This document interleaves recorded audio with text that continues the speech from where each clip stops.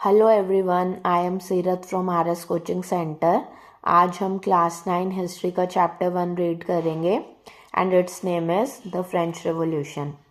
आज की वीडियो में हम इंट्रोडक्शन रीड करेंगे जस्ट, और कमिंग वीडियोस में हम remaining module from first to six all module की रीडिंग करेंगे और अंडरस्टैंड करेंगे। Okay, let's begin. On the morning of 14 July 1789, the city of Paris was in a state of alarm. The king had commanded troops to move into the city. 14 July 1789 is one of the most important date which you have to learn. ये MCQs में आपसे पूछी जाएगी, तो ये आपको learn करनी है। तो 14 जुलाई 1789 को क्या होता है, फ्रांस की एक सिटी है पेरिस, वहाँ पे काफ़ी प्रॉब्लम्स होती हैं, लाइक अटैक कर रहे होते हैं लोग बिल्डिंग्स पे। किंग अपनी आर्मी को भेज देता है, तो लोग बिल्डिंग्स पे जहाँ पे नोबल्स रह रहे हैं, क्लर्जीज रह रहे हैं, उन पे अटैक करते हैं। डीपली हम ये सब अंडरस्टैंड करेंगे इन कमिंग वीडियोस। तो जब लोग एक दूसरे पे अटैक कर रहे थे या फिर जो भी प्रॉब्लम्स थी, तो उसके लिए किंग ने अपनी ट्रूप को कमांड किया, ऑर्डर दिया अपनी आर्मी को कि जो आके सिटी में जो ये सिचुएशन है इसे हैंडल करो, right. Rumour spread that he would soon order the army to open fire upon the citizens. तो ये रूमर स्प्रेड हो गए कि जो किंग है उसने आर्मी को भेजा कि सिटीजन्स को अटैक करे, सिटीजन्स पे फायरिंग करे। And we all know that कि रूमर्स तो बहुत स्पीडली स्प्रेड होते हैं from one side to another.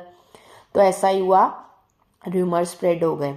Some 7,000 men and women gathered in front of the town hall, decided to form a people's militia. They broke into a number of government buildings in search of arms.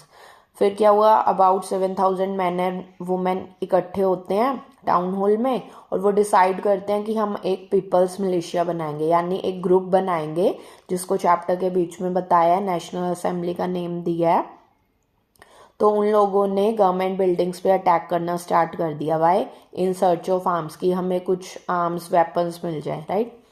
Finally a group of several hundred people march towards the eastern part of the city and storm the fortress prison the Bastille, where they hope to find hoarded ammunition.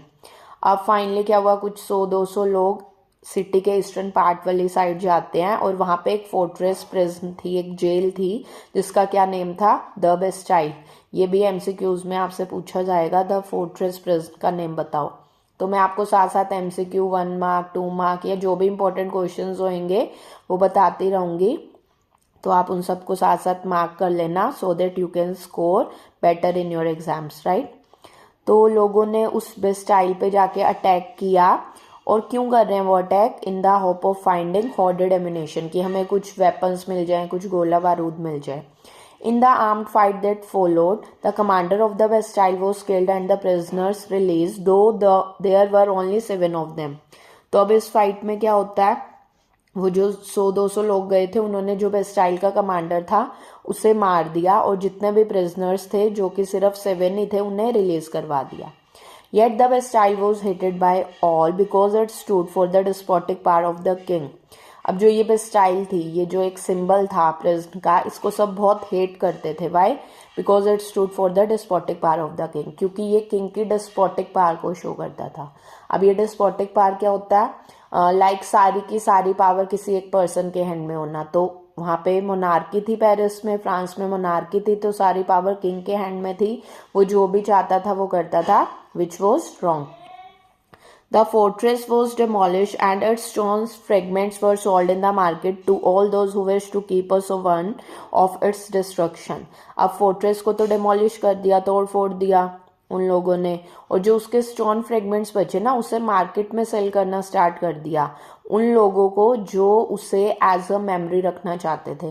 जैसे हम लोग कहीं भी जाते हैं घूमने, तो हम अपने पिक्स क्लिक करते हैं या फिर वहाँ से कुछ गिफ्ट ले आते हैं कि हमारे पास मेमोरी रहे हम यहाँ गए थे।